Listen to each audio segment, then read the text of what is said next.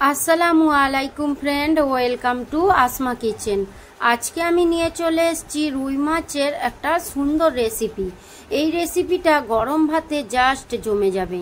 আমি মাছগুলো ধুয়ে নিয়েছি, ধুয়ে আর এখানে হলুদ আর লবণ মাখিয়ে রেখে দিয়েছিলাম 10 মিনিট। তারপরে আমি কড়াইতে তেল দিয়ে মাছটা ভেজে নেব। মাছটা একদিক ভাজা হয়ে গিয়েছে, অপর সাইডটাও আমি ভেজে নেব উল্টে পাল্টে। আমার চ্যানেল এখনো না সাবস্ক্রাইব করা থাকলে সাবস্ক্রাইব করার অনুরোধ রইল, আর পাশে থাকা বেল আইকনটি ক্লিক করে দেবেন। মাছগুলো ভাজা হয়ে গিয়েছে, আমি এক এক করে তুলে নেব।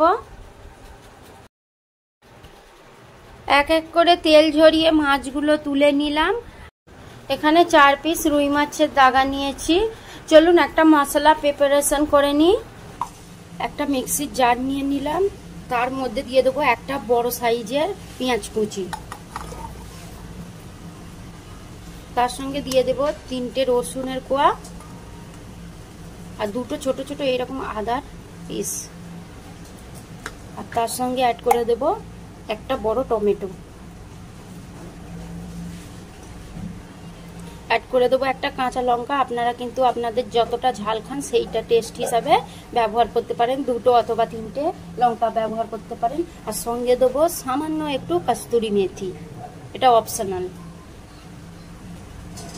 একটু পানি দিয়ে এইগুলো পেস্ট করে নেব। দেখুন গাইজ, আমি পেস্ট করে নিয়েছি এখানে। তারপর চলুন সরাসরি রান্নার দিকে পৌঁছে যাই।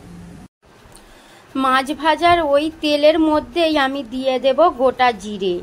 গোটা জিরাটা একটু ভেজে নেওয়ার পর পেস্ট করা মশলাটা ঢেলে দেব। গোটা জিরের স্মেলটা রান্নার স্বাদকে আরও দ্বিগুণ বানিয়ে দেয়, তাই জন্য গোটা জিরেটা একটু ভেজে নেওয়া। তার মধ্যে দিয়ে দিচ্ছি এখানে লবণ, হলুদ, লঙ্কা, ধনিয়া, জিরা, আর সঙ্গে দিয়ে দেব কালারের জন্য একটু কাশ্মীরি লঙ্কা।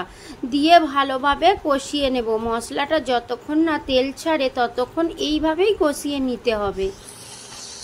মশলাটা পুরো কষিয়ে নিয়ে শুকিয়ে গিয়েছে দেখুন। তারপরে আমি পানি অ্যাড করছি এর মধ্যে। আগে একদম পানি অ্যাড করবেন না। তারপরে আমি পরিমাণ মতো এখানে পানি দিয়ে দিলাম।